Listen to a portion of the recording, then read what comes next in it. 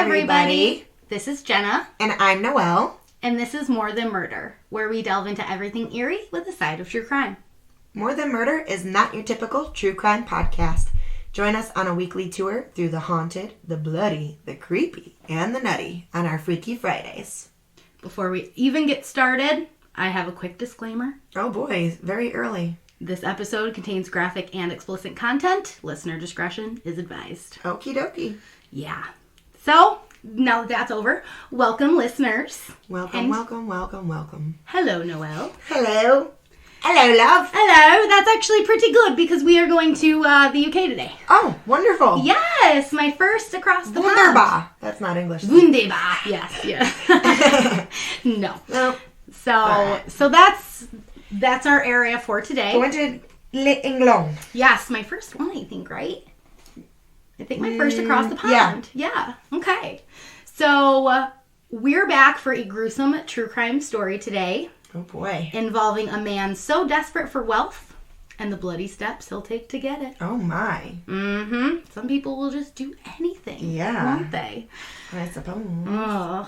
I personally really enjoyed researching this episode because I had no prior knowledge of this dude. It was all new to me. I don't think I do either.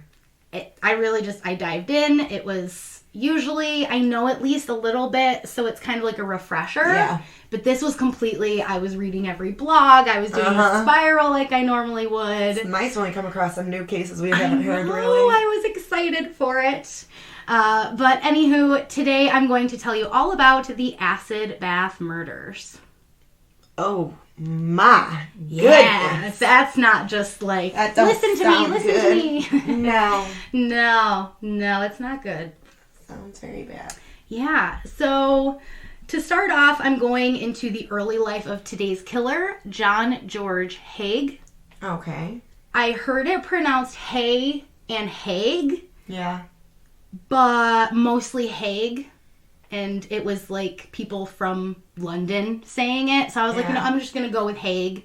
I was going to say, I could see the hay because the GH like through, like with the GH. Yes, like, yes, makes exactly. Silent, but yeah. So I'm just going to go with Haig. Haig, okay. He was born in Stamford, Lincolnshire, located in England on July 24th of 1909. Okay. Yep. Haig grew up. I'm already saying it. I'm going to say it both ways, guys. Might as well. I know, because I've been saying in my head, hey. I was like, it's hay, it's hay, it's hay. And then I watched some videos and I was like, Haig. Okay. And that was just last night. So I'm like, oh gosh. So I might say both. I'm sorry, guys. Haig grew up in an extremely strict religious family. They were part of a conservative Protestant church called the Plymouth Brethren. Oh, wow. Mm-hmm. His father, also named John, believed the world was full of dirty sinners and he wanted to keep his son pure. Okay. He built a tall fence surrounding the home to keep out any neighborhood children who he felt would corrupt his son. Oh. Yeah, it was like 7 feet tall fence. I mean, I get the not wanting your kids to be corrupted by kids, but this defense thing... It's like he wasn't allowed to have friends home from school. Oh, wow. Nothing. He was completely... His father just... Didn't matter what kid. He just didn't want to have friends at all. Nope. No sinners allowed. Everyone else on the outside is just apparently dirty. The devil. Dirty. Yes. The devil. The devil. That girl, the devil. Foosball, the devil. Oh, foosball is the devil. Coach Klein is the devil. Okay, go ahead. It's funny because I sent you that gift last night. You can do it. Yeah. All right. So Haig claimed that he was afflicted with religious nightmares during his adolescence. Religious nightmares. It kind of makes sense. Like he's being hung up on a cross himself or something. It didn't go into like details on what they were, but they were religious in nature and they were nightmares. Oh my. I just picture this family like sitting around the Bible and just very, very strict with it and very conservative. Mm-hmm. And unfortunately, that did not bode well for him. Mm-hmm. He was a very bright boy. He obtained scholarships and even became a choir boy at the Wakefield Cathedral. Okay. So I guess that was a big honor. It was a beautiful cathedral, and it was apparently a very high honor to be choir boy. Others described him as intelligent but kind of a loner. That was probably due to his father's worldviews. Yeah. Not allowed to have any friends. He couldn't have. He had to be a loner. He was forced to be a loner. Exactly. Which that might actually come into play because in his later years, he's described as very charismatic and he's got a jaunty walk and he always looks like he's just this really nice, approachable guy. Huh. So, yeah, I can see where that might come in. Yeah, because he's trying to make friends now. And he might not know exactly how to... I don't know. It was all a ploy, guys. But we'll get into it. Hey. Haig also loved classical music and became a proficient piano player. He was going to see, like, Tchaikovsky and, like, all of these concerts because he loved it. Once he finished school, however, it was time to join the workforce. He worked jobs in advertising and insurance, but as we will soon learn, the dude was quite a fraudster. Yeah. Ultimately, Haig ended up being fired from this job. There was a suspicion of theft. I guess some money went missing from a cash box, and he was automatically the suspected party. So that's like his first little stint of petty crime.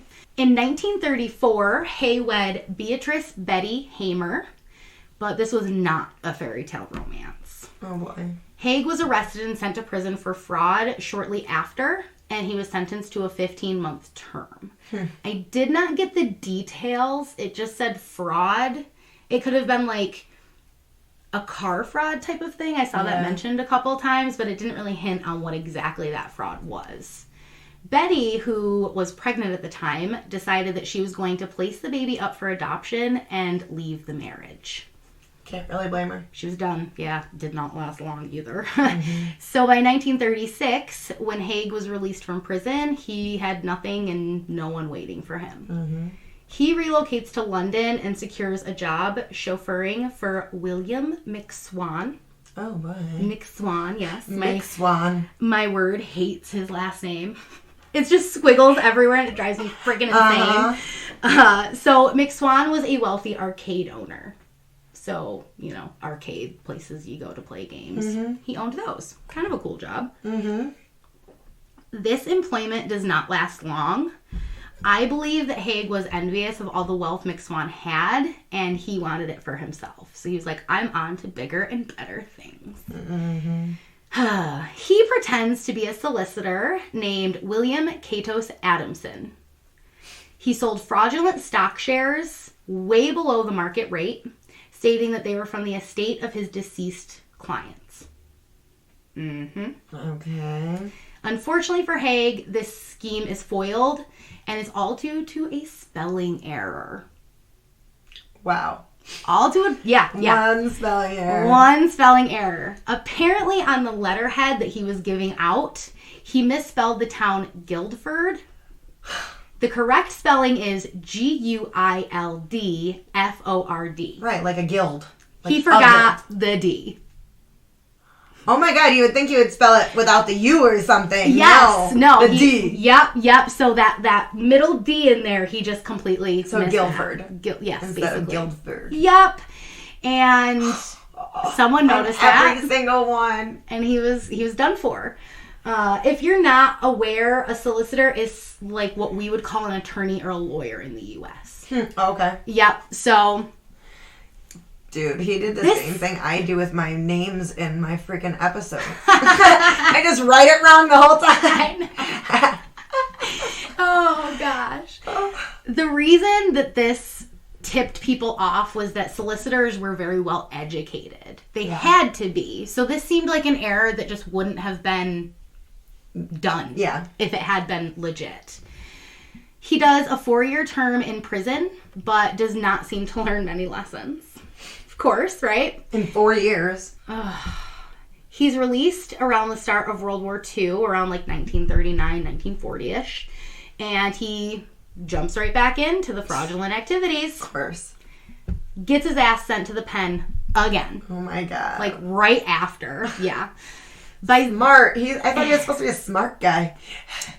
Well, apparently he doesn't have the street smarts. Just wait. He's got scholarship smarts, not street smarts. Nope, but just wait. Just wait, because he's going to escalate.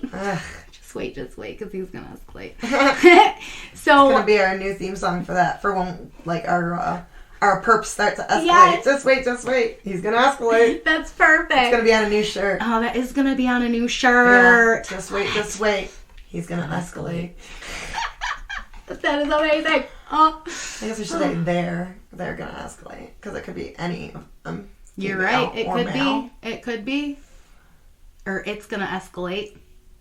Yeah. Because then that doesn't put a real gender. But it's owning the shit. The shit's going to escalate. Will be yeah. Oh, yeah. So he's getting sent again to prison. He's not doing good at his fraudulent activities. So by this time, he starts to realize the reason he's been so easily caught was he was leaving his victims alive. His victims are fraud?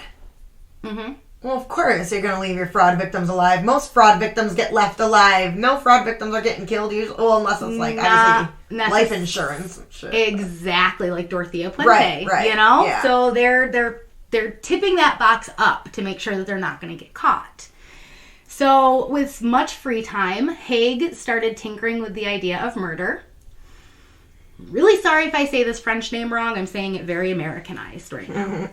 He became extremely interested in the French murderer George Alexander Surette, and particularly his disposal methods. I might have to cover this guy too. Surette, who was active in 1925, had been known for dissolving his victims in sulfuric acid. Oh my God. Mm-hmm. Yeah.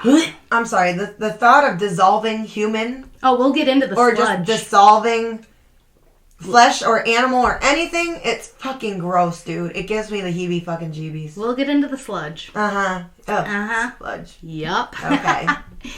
He decided to test these waters from his jail cell. I'm really not sure how the fuck he did this, but he was doing it.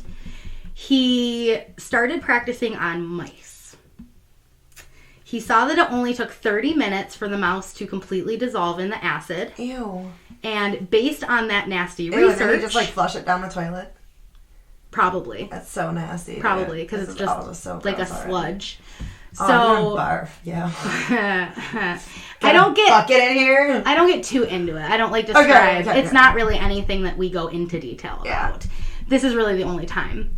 He dissolved the mouse, found that it took 30 minutes. Mm-hmm. Based on that nasty research, he was able to deduce roughly how long it would take to dissolve a human. So he's trying to calculate in his mind how much he'll need, how long it will take. Yeah. So when he's released in 1943, Haig was a man with a plan. For murder. Murder. The ace of the best murder. Best murder. Oh, okay. When I do the French version of the ace of the best murder, I will do the whole episode. Le douche d'acide. Oh, God. Which is a bath or shower of acid. Acid, yeah. So, fresh out of jail, Haig gets a job as an accountant for an engineering firm. Okay. I'm curious as to why this dude's getting hired, especially money management. For a firm. He is now a felon. Exactly. For fraud. Insurance fraud. I don't know if at this time, across the pond, things were sealed. I have no idea about that. Those are some crazy employers. But it sounds super weird to me. Yeah.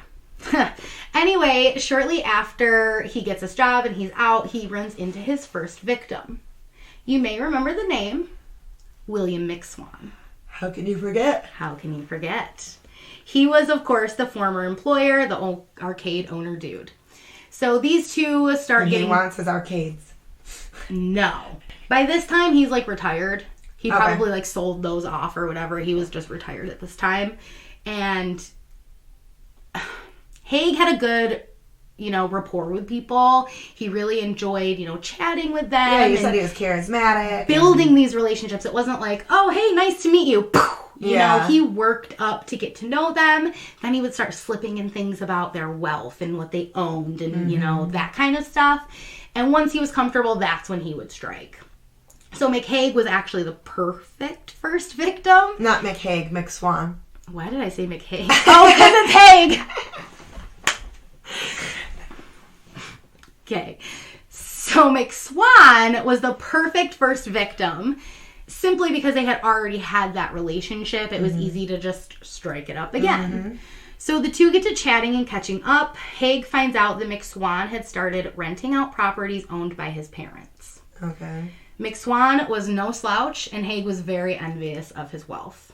He was basically just going monthly, collecting rents, and bam, that was it. Well, I mean, after apparently, especially after owning arcades, which were really successful at the time, and also if he did sell them off, like the amounts he got from those, you know, he's pretty good at the time period. Exactly. And, you know, collecting rents seemed easy. He didn't want to do hard work. He just wanted easy money. Well, he's done because being a friggin' landlord ain't easy. You got to take care of everybody's shit, unless you're a slumlord, of course. Yeah, but it was probably they were wealthy, so when something went wrong, they probably just called the company in. Yeah, just but still, do you want to deal with all that shit? I don't. He apparently did. I don't want to get calls all. This is broken. I gotta call fucking plumber again. This is broken. Fix it yourself. And by that time, you know, the elderly parents of this guy were like, "Oh, all right, you take care of it now." Yeah, exactly. Yeah. So Haig decides the only logical course of action is murder. Of course, right? Because he wants his wealth. And he's jealous of him. Literally what it boils down to. Wow. Dissolves down to. Oh, shit. That was a bad joke. All right. Too soon, Mr. McSwan. Oh, no. Sorry. Oh, gosh. Okay. On September 6th of 1944, Haig lures McSwan into a basement that was located at 79 Gloucester Road in London. I think I pronounced that right. We have like our Leicester, which has that C. Not Crochester. Gloucester, yeah. So at this basement, he lures him in, then kills him with a swift blow to the back of the head. Ugh, I wonder with what. Just a heavy object. Yeah. He'll escalate from there. 2, 4, 6, 8. This dude's gonna escalate. I got him all day, guys. That one we're not putting it on our shirt. I don't even remember the other one. It was wait. Or just wait. Just wait. This guy's gonna escalate. Something like that, yeah. We'll listen back and we'll write it down. Yeah, good thing we can. I have my notes in my head, so I'm like, that left a while ago. Yep. Haig proceeded to place the body in a 40-gallon drum containing concentrated sulfuric acid. But he wasn't even dead yet, right? Like, was the blow to the head killed? Okay, I was wondering if he was just, like, unconscious or no, that blow to the head, he was done for. Man, he must have hit him right in the cerebellum down there. It was quick. It was like, I don't know if this guy enjoyed the killing process. I think he literally just wanted what these people had. Yeah. And thought this is the easiest way to eliminate them. It's fucking sick. I don't see how that's going to get him. It's not like he had insurance policies on this guy. Well, what does he think this is going to get him? Just wait, because we're going to do it. So, Haig returned 2 days later to find that remains of William McSwan had turned into a sludge. Sorry, guys. This he poured into a manhole, disposing of all the evidence. Yeah. I do mention some sludge here and there, but maybe that's it. Take a picture of my face, and I'm going to save my face while I was listening to Jen tell me this story. Yes, that is a great idea. So Haig, who had already been acquainted with the parents of McSwan, Donald and Amy were their names, had reassured them that their son had simply fled, avoiding draft. Huh.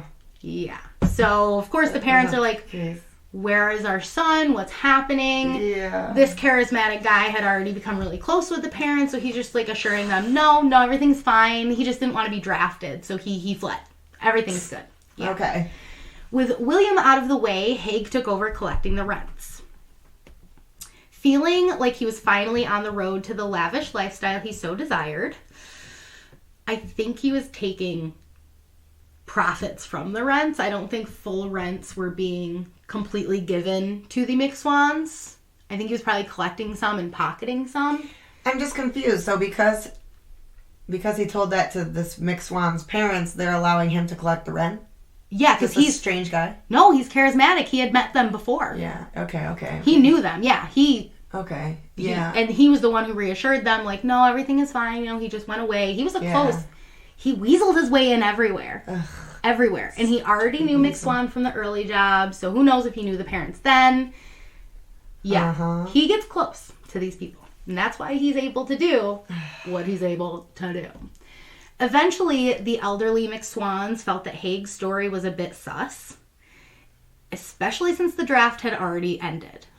What the fuck? Why would they even think? Okay. They just figured that out. Well, it was like a year after. He was killed in 44, and then the war ended in 45. So after that time had passed and he still wasn't home, it was kind of like, oh, yeah. What's going on? Yeah. Here?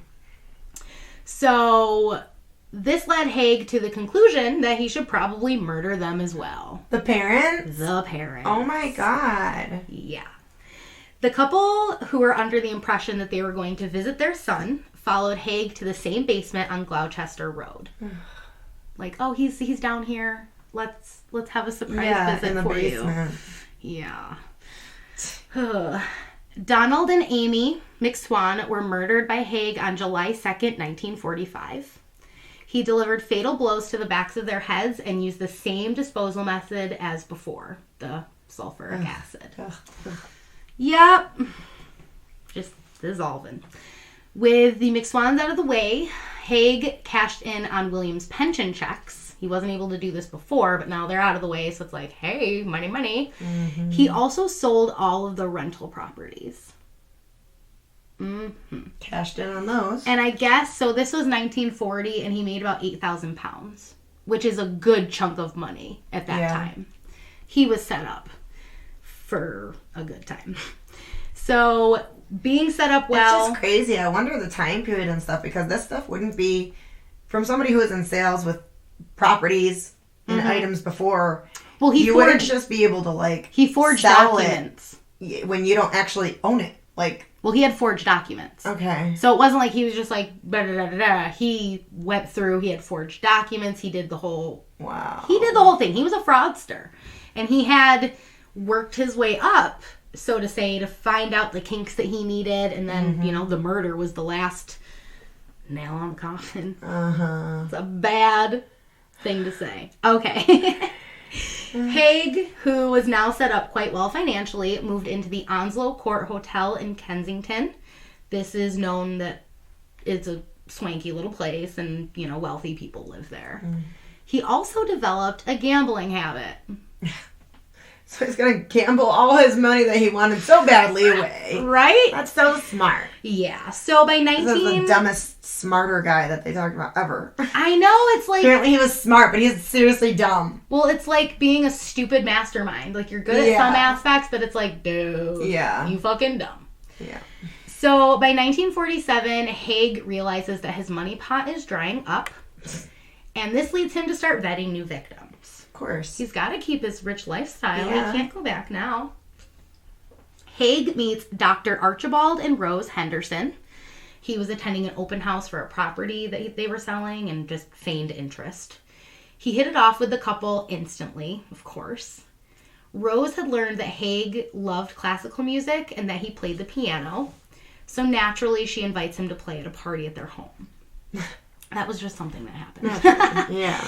During the party, Haig managed to steal Archibald's revolver, believing that this would be a quicker method to get the murders over and done with, basically. By the way, Gen Z, the women in this picture, at least one of them has a center part, and this is from the 40s, so... You didn't create it, guys. And no hairstyle is more cool or less cool than the other. Just so you know. It's just what comes in and out and what looks good for your face. You look like you're from the 40s. Ha. Bye. That's our millennial minute, guys. Yeah, the millennial minute. That is too fucking funny. All right, I had to intervene. Go on. That is okay. That is okay. So after this, Haig also decides that he probably should have a better kill site if this is something that he's going to be doing more rapidly. Not just as the basement. So he rents a small workshop at 2 Leopold Road in Crawley, Sussex. And this is while he's still friends with the Hendersons. Yeah, so he's just, you know, starting that relationship. He's kind of doing what he needs to do to build that up. Okay. He fills the workshop with large oil drums and, of course, enough acid for his next victims. You gotta have a lot. The whole barrel has to be full. Yeah. For a full person. I mean, how do you get a person to fit in a goddamn barrel? You just dissolve them bit by bit by bit until they go down in there. Well, they're pretty big. Like, oil drums are, like, there is a picture on there, if you scroll down, of a police officer carrying out evidence. Yeah, but he can still carry it over his shoulder. I mean, I feel like that's small to house a person or people. Yeah, but it's like a limp body that's just probably kind of falling in on itself, and then they're pouring the acid over it, so. That's crazy. Yeah.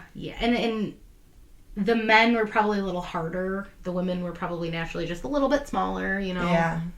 But yeah. Fun stuff. On the 12th of February, 1948, Haig drives Dr. Archibald Henderson to his workshop. He claimed he had an invention that he was excited to share. Because this whole time, people are like, well, how are you making money? What are you doing? And he's like, how are you? I'm an inventor and a civil engineer. Oh, okay. Yeah, so that's how he claimed, you know, my workshop is over here. Liar. Fucking liar. As soon as they arrive, Haig shoots Archibald with the revolver. He then rings Rose Henderson and stated that she needed to get over to the workshop quickly.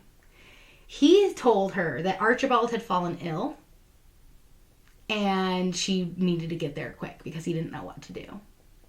And of course, all of a sudden just falls ill. That's awful. And of course, that's just a ruse to get her over there to, you know, do what he needs to do. Once she arrived, he immediately kills her with a shot to the head. Both of the bodies were placed in the drums of acid to dissolve. So there's your escalation. He's using guns now. Yep. So makes it a lot easier and quicker and swifter. Yeah, because you've got to imagine, like you said, there is that unknown possibility of did that hit kill him or not. Yeah, they could just be waking up. Oh, God, in the acid. Oh, my gosh, that's terrifying. I just got horrible pictures in my head. So did I. And sounds. And I didn't even think about it because in the research it just said, you know, the blows killed them. Yeah.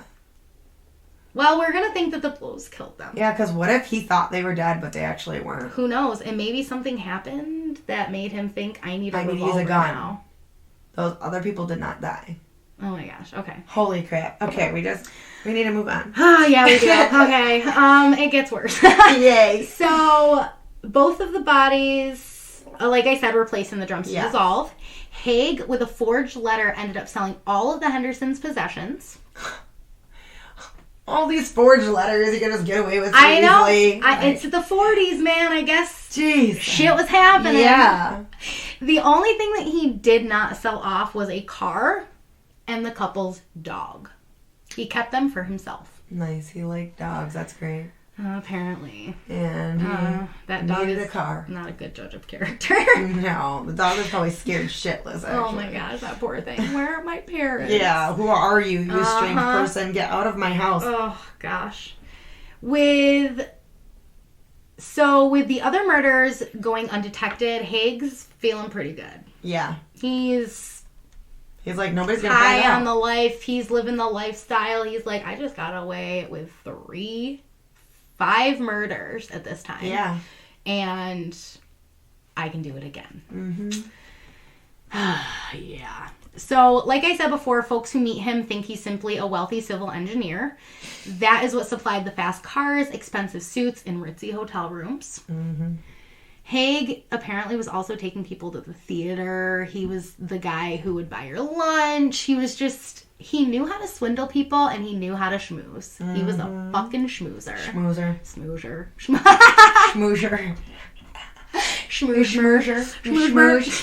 You schmooze, you lose. Now we're gonna say, let's go schmooze.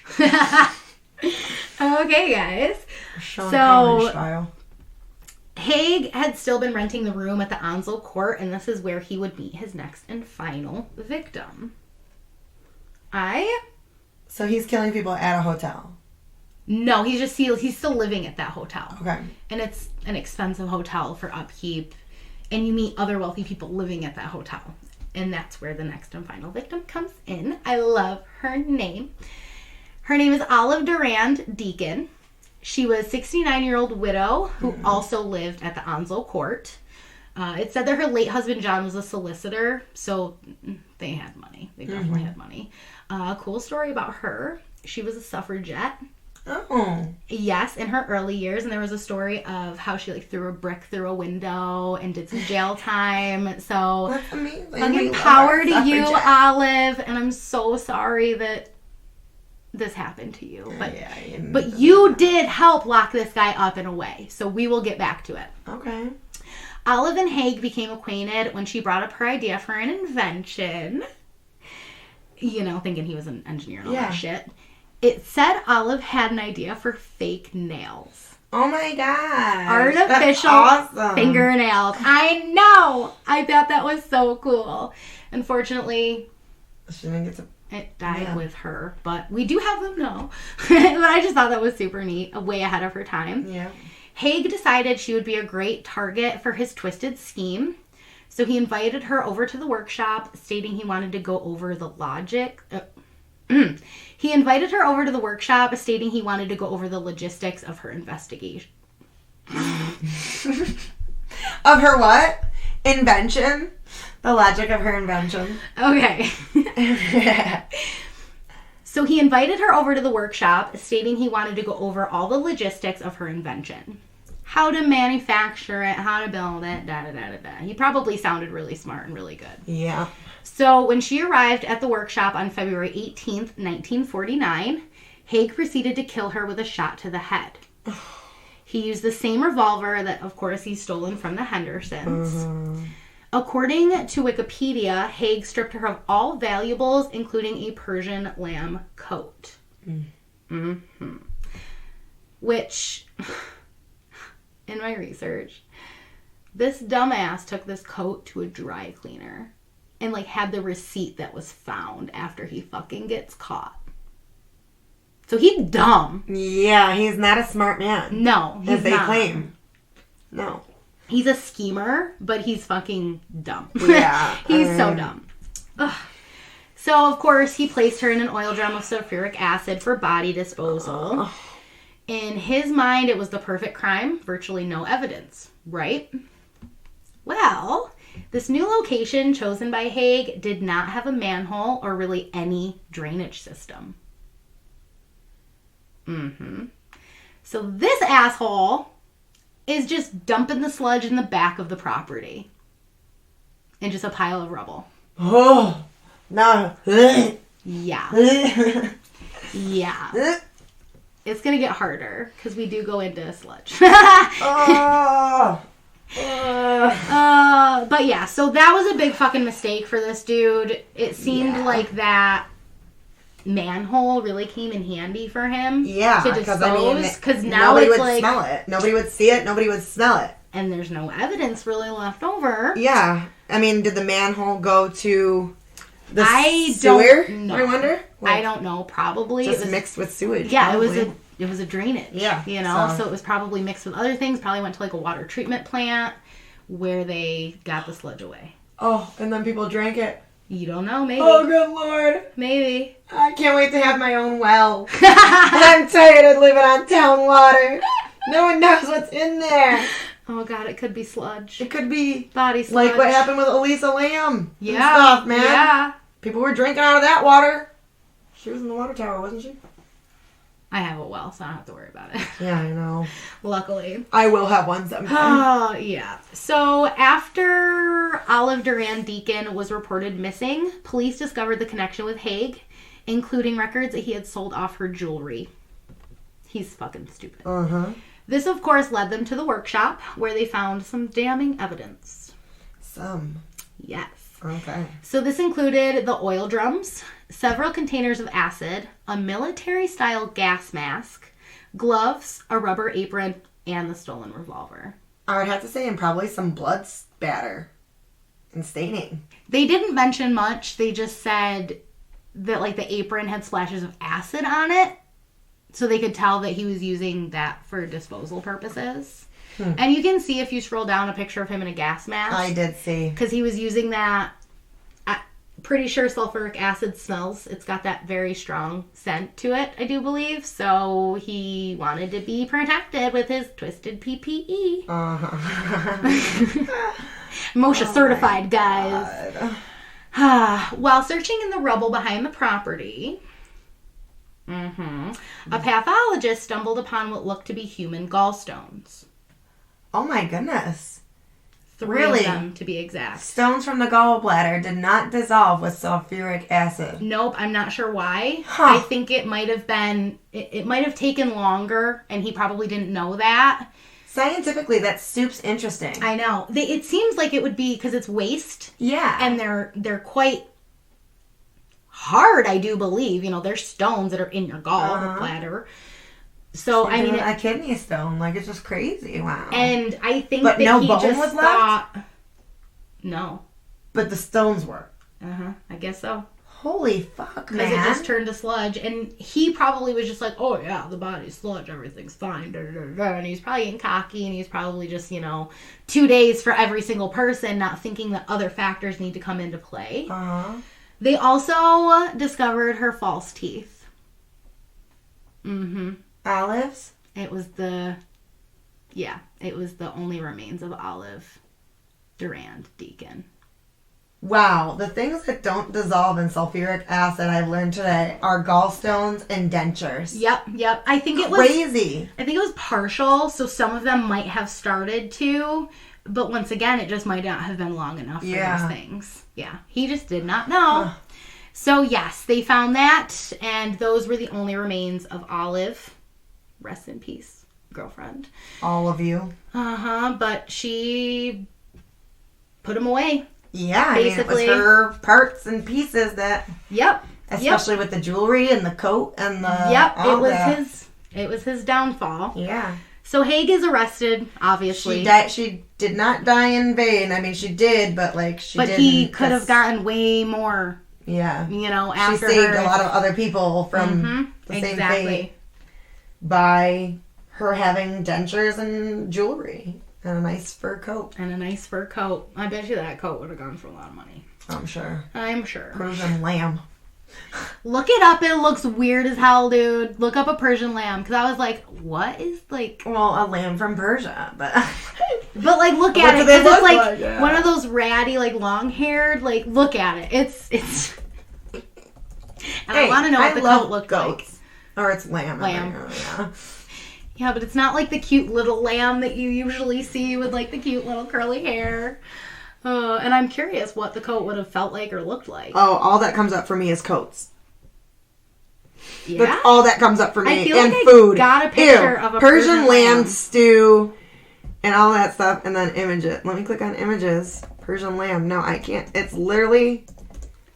All right, guys. I might... This thing, it has mop hair. Yes, that's I think what was coming up yesterday. Yes, that's what it was. I love them. His teeth are some legit teeth, though. That's kind of weird. He looks like he's smiling. Some do. Isn't that creepy? Ugh. Well, okay. We should include this picture.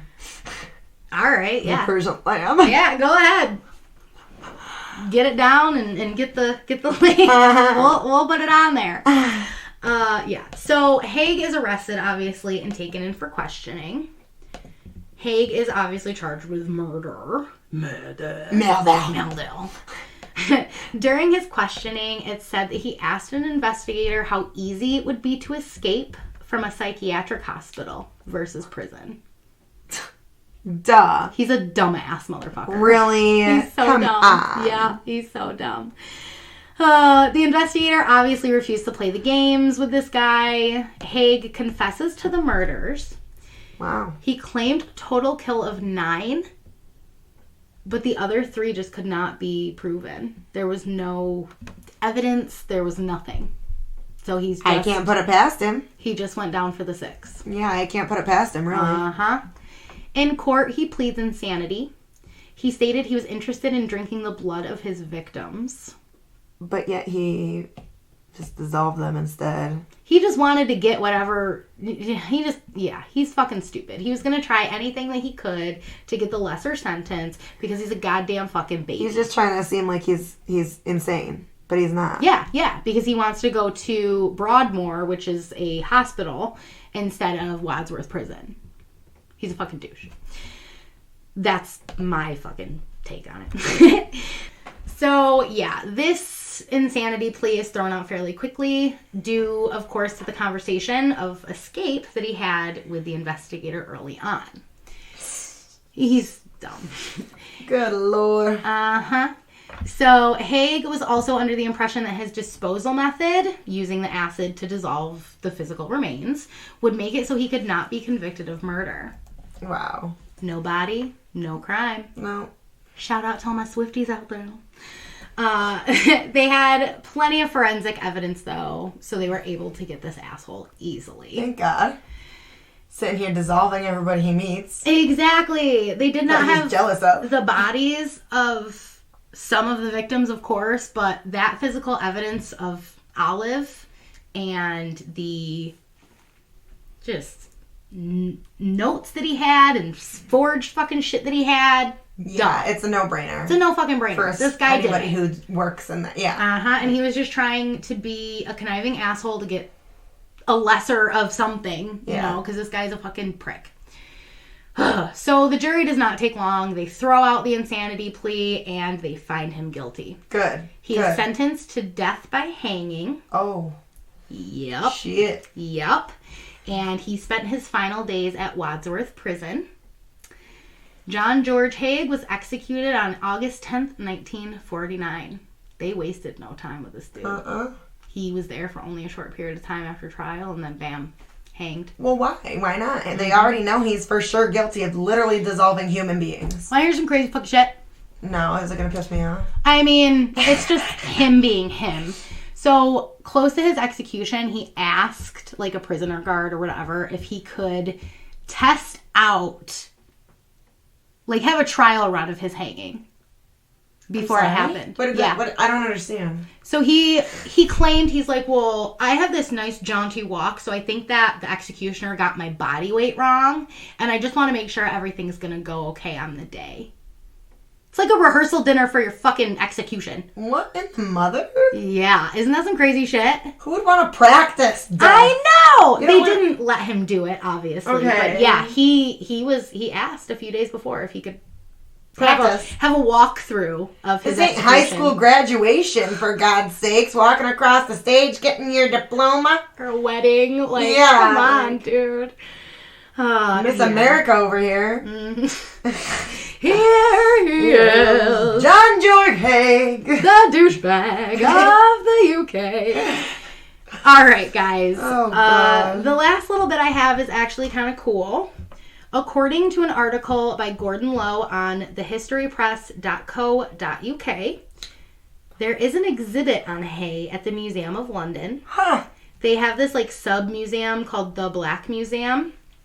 And the exhibit includes the gloves and apron worn by Haig during the disposal process. Ew, would be fascinating to see. Disgusting as it is, but it would be fascinating to see. Oh, I told Sean last night, I was like, we have to go to the Museum of Death in New Orleans, and then we need to go over to London, and I need to see this fucking shit. Yep. Oh, I need to see this It's morbid, and we love it.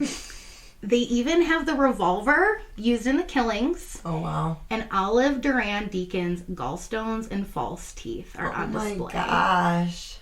Yeah. Dude, I'm still blown away by those I know. gallstones. And they're still around, too. The fact that the bone dissolves quicker than the gallstone. And it's literally... Can you imagine what the fuck we eat? Well, it's to literally make the gallstones. Like, if you see a photo of it, it's literally just a stone. Like kidney stones. They're not in preservatives. They're not... Oh. No, there's like a picture. It's a stone. It's apparently just a stone. It didn't look like it was in preservatives.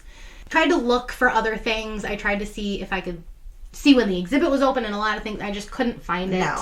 It's a lot of the stuff... The research is told. A lot of the stuff was like from 2015. So definitely... take this guy's word for it.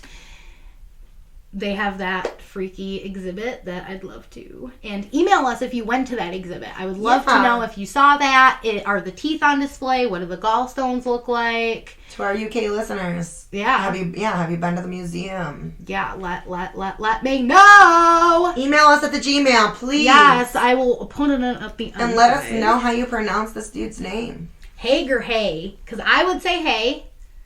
Just because of how the GH I know some last names that are kind of like that, and the way that I would pronounce those is that silent GH. So let me know, guys. But yeah, that is the acid bath murderer, Jean-Georges Haig. Well, if I was hungry before, I'm not now. Don't want no sludge? I actually am still hungry, but no, Same. It's gross. I've been thinking about applesauce, and now I'm kind of like, oh. Oh, yeah, I don't know what I'm going to have now. I'm just thinking about going to freaking Arby's or something. I feel you. Oh, man, that's some nasty shit. Yeah. Sorry about all the gags in there, guys, but come on, how can you not gag it? Yeah. Bodily sludge? Oh. Yeah. Gives me literally heebie-jeebies every time. I get goosebumps and everything. It's gross. It's kind of what Jeffrey Dahmer was doing, because he wanted to keep the bones. It was a little different because I think he was them and cooked them and stuff, didn't he? But it's still the skin has to become something to clean them off, you know. So hey, people have been doing it. It's like when you get that film on your homemade pudding. Ew! Oh God! Yeah. Ew. I don't like things like that. No. I don't like things like that either. I don't like films. I don't. No. Okay. There is a trick to avoid the film, you guys. If you get a film on your pudding, you literally put saran wrap on it and then pull the saran wrap off, and it takes the film off, so you don't even have to peel it back with your fork or your spoon or anything. Yeah. Keep that in mind for your pudding skin. Gross. Okay. Gross. Okay. Tell them where they can find us. I'm grossed out and I'm hungry all at once, and it's a weird feeling. Gosh, I know. So first, make sure to subscribe wherever you get your podcast, guys. We never want you to miss a new episode, and that will ensure that you do not. See. Also, if you are on Apple Podcasts and you listen there, we would so appreciate if you left us a review. Mucho apreciado. That really helps us get seen in directories. Yes. And other people who may find us out of the whim can see those reviews and be like, oh, okay, maybe I'll give this a chance. Mm-hmm. And then maybe they'll love us. Who knows? So yeah, go do that. And we'll definitely be back with you next Freaky Friday. Of course. Every week. Every week. And then in the meantime, make sure to follow us. Everywhere there is a where to follow. Yes. First off, YouTube. Yep. Just search More Than Murder. Then smash that bell. Smash it. Smash it. And then our socials. Noelle, yes. Where can you find us on Facebook? More Than Murder. Yes, you can. Where can you find us on the Twitter? More Than _Murder. Yes, remember that underscore, guys. Very important. Yes. And then where on Instagram? More Than Murder Pod. There you go, guys. We gave you all the information. So all you have to do is type it in, go give it a follow, go hit the bell, go do the thing, blah, blah, blah, blah, blah, blah. You can also recommend us on Facebook, too. Yes. We have the Facebook recommendations now. So if you are a avid Facebooker, there you go. And subscribe to our website, too. Like, you can catch up on the blogs. You can share the blogs. You can start a community with everybody else for the More Than Murder people. Yep. And then, like I said, if you have seen the exhibit or you want to just write us in or anything like that, our email is morethanmurderpod@gmail.com. Email at the Gmail. And you know what? I think we're just going to decide, and I didn't discuss it with you, but we discussed it in the beginning. I think people won't mind. We might just call you the More Than Murderers. I think it's great. Why not? More Than Murderers. Yeah, More Than Murderers. If you guys have any ideas for that or you like that one, let us know. Yeah, because we totally want to start a group page. We definitely want to start a group page. And we could call it the More Than Murderers. Or something of the sort. Or something, yes. Let us know because, of course, like Murderinos has been taken and there's a bunch that have already been taken. So let us know. But I'm sure More Than Murderers haven't been because that's our whole name. So yeah, no. More Than Murderers. If you guys don't mind being called murderers, just let us know. Or more than murderers. You're not just murderers. You're more than that. You're spooky investigators and murderers.